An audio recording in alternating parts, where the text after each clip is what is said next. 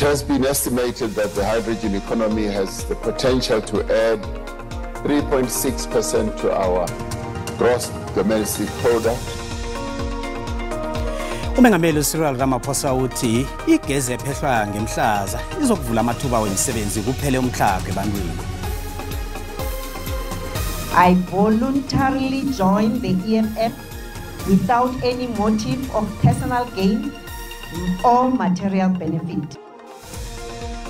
Umvikeli womphakathi walokho uadvocate Busiwe Mkhwebane umemezele bona ujoina iEFF.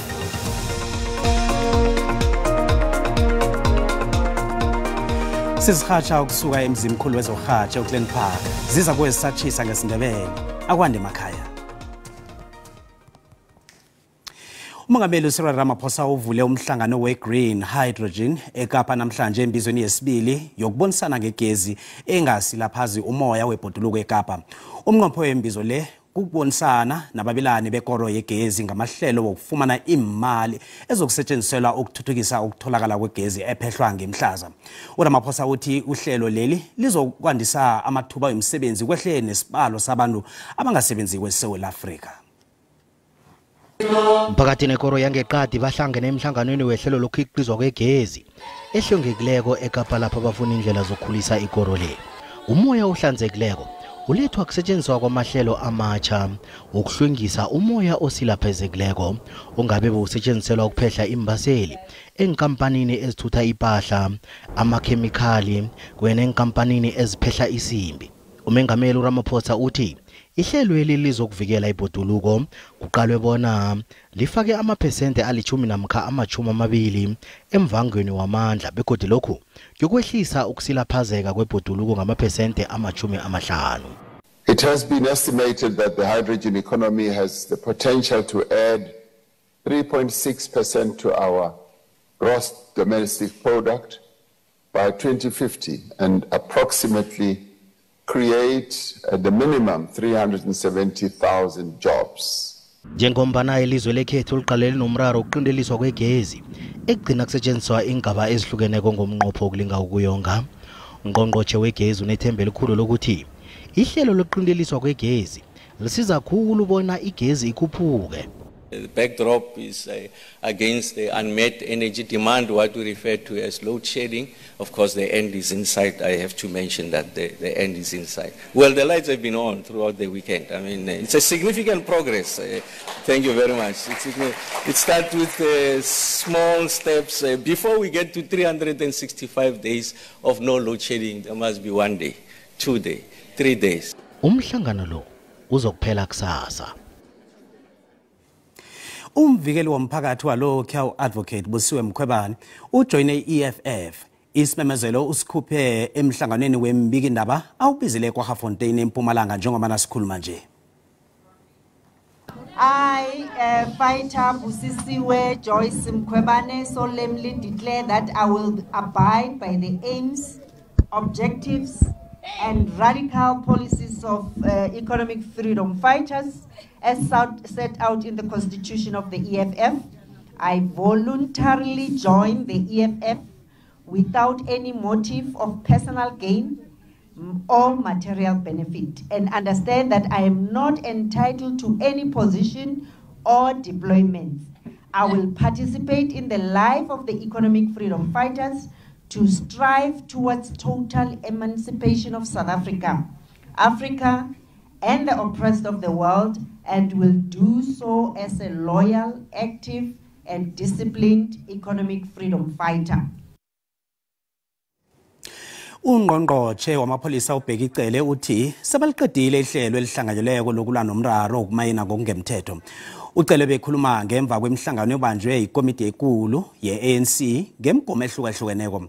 Lezi nkulumo bezibanjelwe ukuqeda imihwa yabamayina ngokungemthetho abazibiza ngamazamazama. Nabe kakhuluma emhlanganweni wekomiti ekulu ye-ANC ngendaba ezimalungana nomnyango wakhe ucela uthi amapholisa ayaraga nokuba nendima nazize kubopheni abamayina ngokungemthetho. Uthi amakhotho nawo asebenza ngamandla ukuthi abasolwa bavalelwe kodwa wathi kusase nentshijilo. We are arresting people, continue to do it, and in Northwest last 2 weeks ago 18 of these people were found guilty. I think courts are getting a little bit serious.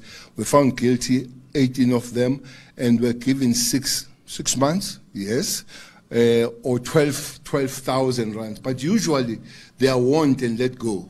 Ucela uthi indlela yokusebenza ngokubambisana phakathi kwamapholisa, umnyango wazangikhaya, ibutho lezokuvikela kunye nephiko lezokuhlolisisa kufuze ibe nendima ekuqedeni izenzo zokumayina ngokungemthetho ezenziwa babantu abangena elizweni lekhethweli ngokungemthetho. For instance, we've got 9 people that have been arrested who are middle class of some form on the Zamazamas. And those people, they own beautiful houses. When we visited their houses in Carltonville, all the furniture is imported. Abanengi kilabo abamayina ngokungemthetho kuthiwa badabukela Lesotho. Ucela uthi iSouth Africa neLesotho zisebenza ngokuzikhandla ukulawula ubujamo. But also, the head of the state in the Republic of South Africa, the president, and the head of government in Lesotho have spoken on the matter. There are follow-up meetings. Minister of Police and Home Affairs in South Africa will be meeting their counterparts in Lesotho. Uthwile ucela nokuthi ubunjalo bezenzo zamazamazama ziyaraga nokuletha umhlakwa emphakathini nendawo. Wathi imfundo ezithindeke khulu yiGauteng, Free State, North West, Northern Cape, Mpumalanga neLimpopo. Lithwilisele kusasa icala elingaphakathi kwecala lokubulawa kwakaSenzo Meyiwa. Lokho njengoba kulethwe uadvocate Thulani Mngomezulu bona azokusiza icetha uSipho Ramusipili ngokujamela umsola wokuthoma nowesibili. Umngomezulu ubawe ikhotho bona imnikele ama-iri ambadlawana bona akhulumisane nabasolwa laba. As the court pleases, my lord, I mean that Ijaji uRatha Mukhatleng ukhupha umyalo othi abofakazi ababili bokuthoma ecaleni elingaphakathi kwecala uColonel Mhlanganelwa Mbotho kunye noSergeant Thapelo Mnaring babuye bazokuchuka ngemibuzo kodwa ekuhambeni kwesikhathi. Umbotho wethula ubufakazi bokubana umsolwa wokuthoma umuzi Sibiya wayengabonakala njengomuntu obotshiweko nabe kavuma icala kuye ngomhla ka-30 ngoMrhayili ngo-2020 nokubana wavuma icala ngaphandle kokukatelelwa.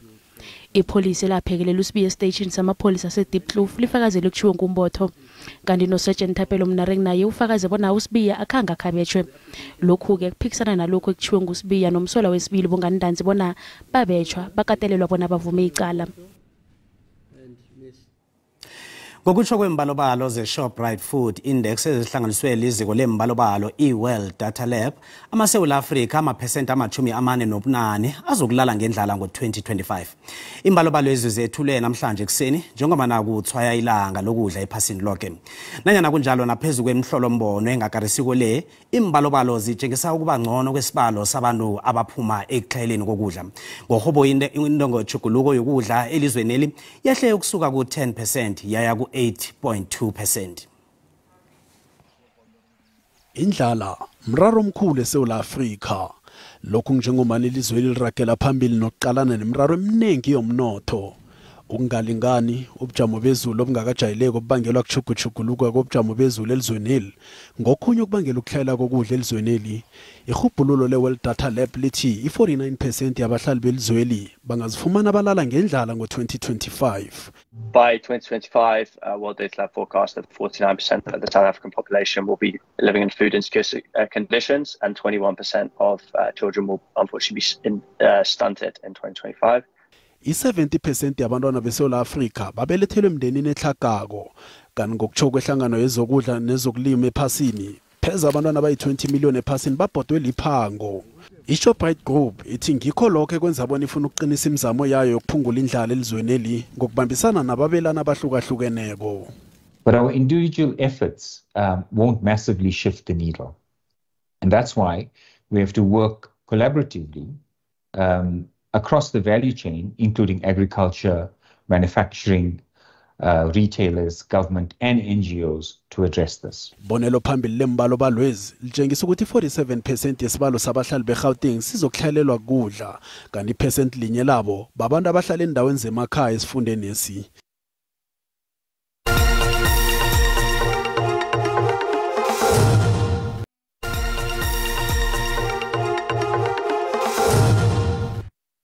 Zindaba zesiNdebele ku SABC 1 na ku DTT. Nawusanda ukufika siyakwamukela nawe.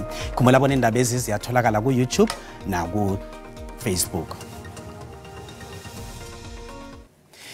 Ibhodi yangamele amalimi iPansalp kunye neNational Lexicography Unit eMpumalanga bazwakalise ukuthwenyeka ngokungasetshenziswa kwenhlathululo mezwi zesiNdebele nezesiswati eMpumalanga. IsiNdebele nesiswati malimi akhulunywa kakhulu eMpumalanga. Ihlangano le ikholelwa ekutheni ukusetshenziswa kwenhlathululo mezwi kuyokusiza ekulondeni amalimi, kuqinisekiswe nokuthi amagama asetshenziswa ngefanelo khulukhulu enkolweni. iPansalp beyithwaya i-International Dictionary Day embombela eMpumalanga. Incwadi ezihlolwe ngamalimi asemthethweni. Ezinye zazo zihlolwe ngamezwi ahlathululwa ngamalimi amabili, linye ukuya kamathathu. Ngokomnqopho ukuthi sisetshenziswe enkolweni nendaweni zokusebenzela.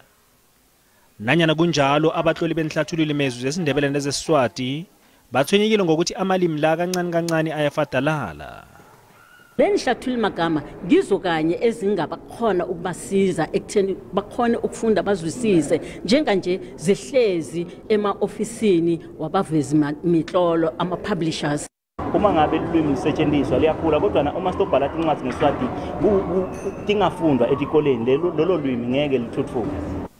Izazi zelimi zilekelela abahloli ngokusebenzisa ilimi elinothileko.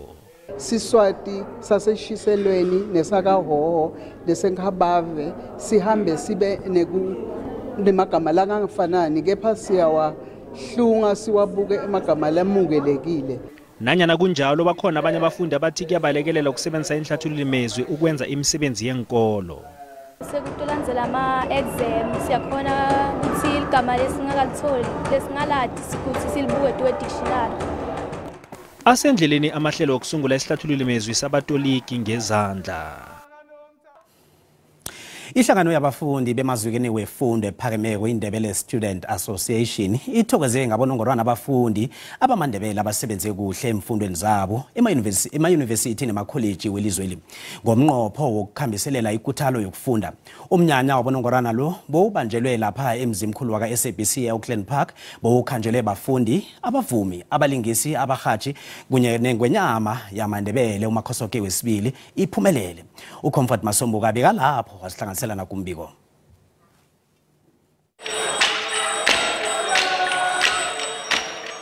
Uthome ngehahla lomnyanya wabonongorwana.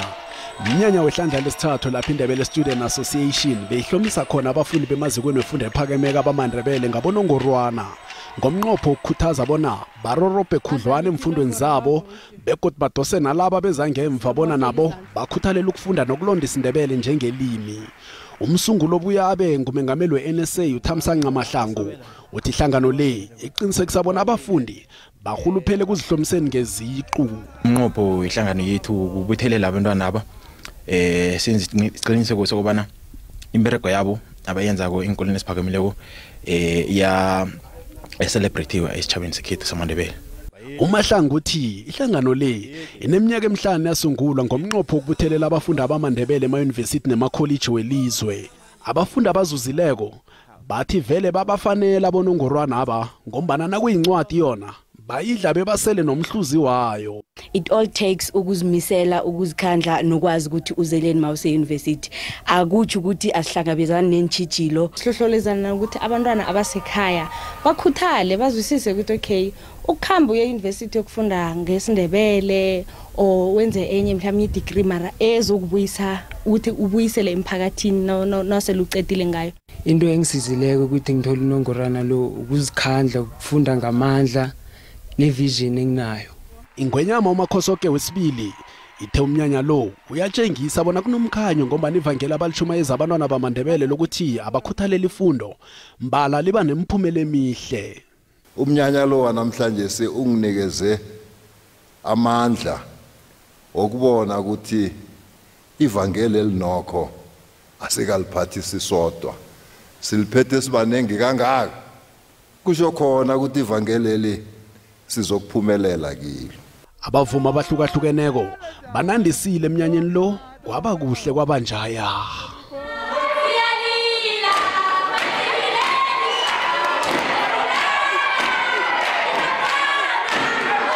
hlangana nokhunye abafundi abababuye ukuthi bakwenze namhlanje ukuthi umfunda ngathina kase university akhethe imfundo ezikhambisana ne4th industrial revolution njengoba nasekuyinto ekhona endaweni eziningi nephasini lonke zombelele lokho kuzomenza ukuthi ke akhone ukufumana umsebenzi msinya begoduke athole namakhono fundo akhambisana nayo i4th industrial revolution. Ngingukhamfat Masombuka wendaba ze-SABC ngikubikela ngise-Auckland Park eJohannesburg. Nakusenjalo, iXhosa Cultural Union of Students ngokuhlanganyela nabafundi beYunivesithi yePitori babambe umnyanya wokugidinga imvelaphi yabo ngaphasi kwesiqubulo esithi ibuyambo mzonsundu eWits University eJohannesburg. Abantu bebakhambela umnyanya lo bebaphelele ngevunulo yabo yesiXhosa, bebadlegana ngegida abafundi batshengisa ukuzikhakhazisa ngemvelaphi yabo. Umnqopho wokugidingwa komnyanya lo bekuqinisa ibumbano ngesiko lamaXhosa kunye nokukhuthaza ukuphakanyiswa kwamasiko nokulonda ilimi lesiXhosa ebafundini ababuye endaweni ezihlukeneko abafunda eWits University. Namhlanje bekuhlangene abantwana abalapha eUniversity iXhosa Cultural Union of Students kunye nabo babengabanye abebekhona apha eUniversity bezokuxhasa. Injongo yayo ke bebethe yibuyambo mzonsundu ukuzofundisana ngobuntu nokuzingca komuntu omnyama nokuzazi apho avela khona. Into ebalulekileyo ke ngobana abantwana xa bezofunda kwezi university kwidolophu ezinkulu bangazilibali apho bavela khona. Abahleli bomnyanya lo nababawuvala umlomo ngomnyanya lo. iXhosa Cultural Union of Students yenzelwe ukuba bonke abantu abasuka eMpuma Koloni ibe likhaya labo lesibini xa besuka apha sibe bantu singaba ngabantu abanye. Okhunye ukuthi abafundi bafundisane ngamasiko nokukhuluma ilimi lesikhabo banikelane nesekele emfundweni zabo. Hlangana nemvakashi bezikhambela umnyanya lo zinithunya zobukhosi bamaXhosa kunye nebekamzilikazi belizwe leZimbabwe. Kuyadingeka ukuthi siwabone kuzo zonke izikolo ngoba ukuthakazelela kwabantu abatsha imbali nosiko lwabo kuyasikhulisa isizwe sibe nesiqu sibe nempande eziqinileyo. Kusho ukuthi siyabona ukuthi abantwana bayafunda ngesiko lakithi thina singabantu abamnyama ngoba engibonele kuhlangana izizwe eziningi lapha noma kade kukhulunywa ngokuthi kuwumgubho wamaXhosa bekungahlukanisa ukuthi mhlambe kushiwa ezindividual ama-tribes kodwa bekuhlanganiswa wonke ukuthi uyimpondo umXhosa umbhaca nathi siyisizwe sikamzilikazi kodwa sibona ukuthi kube kuhle ukuthi sibe kule ndawo kube intokozo enkulu kakhulu ukuthi sibe kwena le ndawo. Bezikhona nembongi kilomnyanya. Kakunamhlanje sizingwambi isifuba kakunamhlanje sithi nali khona liyavakala kakunamhlanje sithi makubuye lwembo.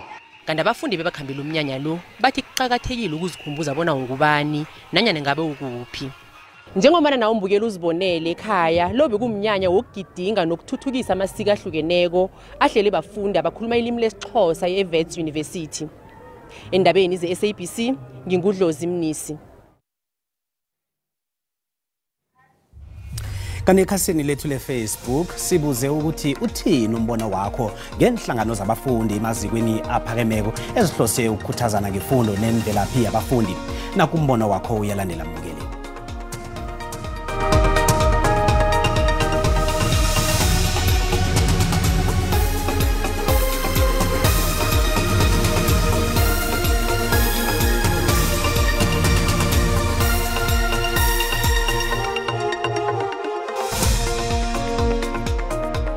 Lokho kuligadango elihle khulu kuze abentwana bethu nabaqeda umwabhela umatric lo laba emazikweni aphezulu bazi ukuthi bona imvelaphi ikuyaphi ende godu bangabi babantu abangazazi ukuthi bobani bazi nokuthi bafunani ema-university. Kakhulu mhathi ukuthi umfundi nakafika e-university angenzi izinto ebekangazenza akhumbule ukuthi uphuma ekhaya elinjani.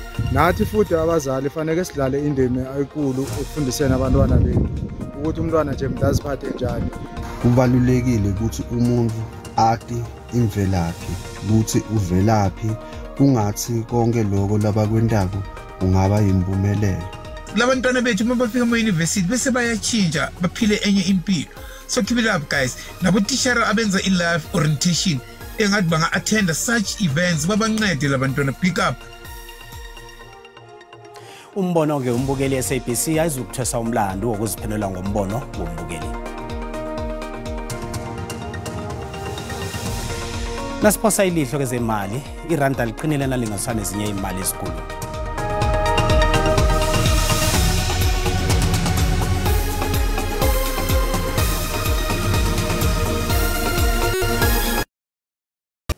Njengoba nasesilungiselela ukukhamba nje, asizwe bona uSibusiso Sikhosana uphethe ziphi ngesimbi yesithandathu kuKwekwezi FM. Sibuka ukukhamba njani ngapho? Siyathokoza Cedric silotshisa nombukelo khona usekhaya njenganje indaba esiziphetheko namhlanje ehlelweni sibuya nabazume lapha kuKwekwezi FM. Sizokuthetha lezi zezulu layizolo elinengamandla lagcina sele libangela umonakalo endaweni yeMiddelburg esifundeni seMpumalanga. Bikwa ukuthi kuphephuke izindlu ngale kwalokho imithi batsho begade iruthuka phasi.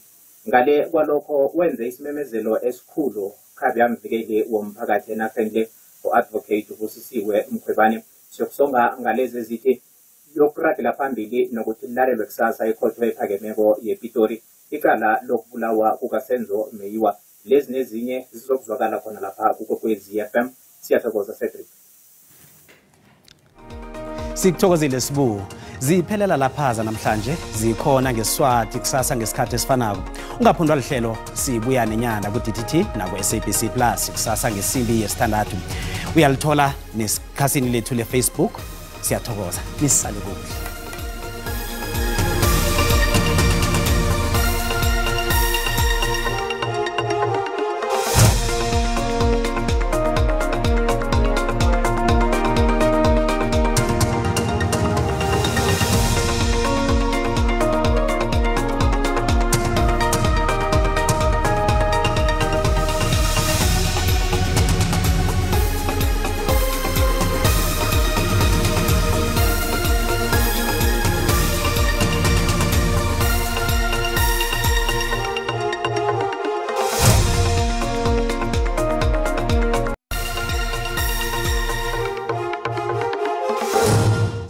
Sithokozile busuku namhlanje siyabona ukuthi likhulu izulu likhona 80% amathuba wezulu nakhona ngakulesi sifunda sakhona ngapha kwaZulu Natal wehle uchinge khona ngapha ngeMpumalanga Kapa kanake ezinye izindawo ezikhona ngapha ngeMpumalanga yenaga nakhona ngapha ngeGauteng likhona izulu namhlanje busuku ngeKapa kunalitho asiliqale kusasa sibone ukuthi linjani lihle khulu mambalana ngapha ngeKapa mimoya egijimako nje kwaphela liragela phambili nokwathela khulukhulu nakhona ngapha kwaZulu Natal wehle uthe eMpumalanga nakezinye indawo lapho boLimpopo nakhona ngapha ngeGauteng ngezinye ingcenye 80% amathuba wezulu liduma khulu ke imthijo iduma khulu usePitori ngapha eMarabastata nihlokomela inkhukhula ezinengi ngapho kanike nakhona ngapha ngeThekwini inkhukhula singaziqala ngapho nangapha ngeMpumalanga Kapa boGqeberha ngapho sihlogomele khulu mambala kusasa lisazokuragela phambili njalo litwathele njalo inkhukhula la ukhona ngapha ngeMpumalanga lidume njalo nakhona ngapha kwaZulu Natal nakezinye indawo ezikhona lapha ngeLimpopo ngapho sihlogomele khulu mambala asiqale amazinga okutshisa sibone ukuthi nokho kajame njani sibone ukuthi nakhona ngapha ngePitori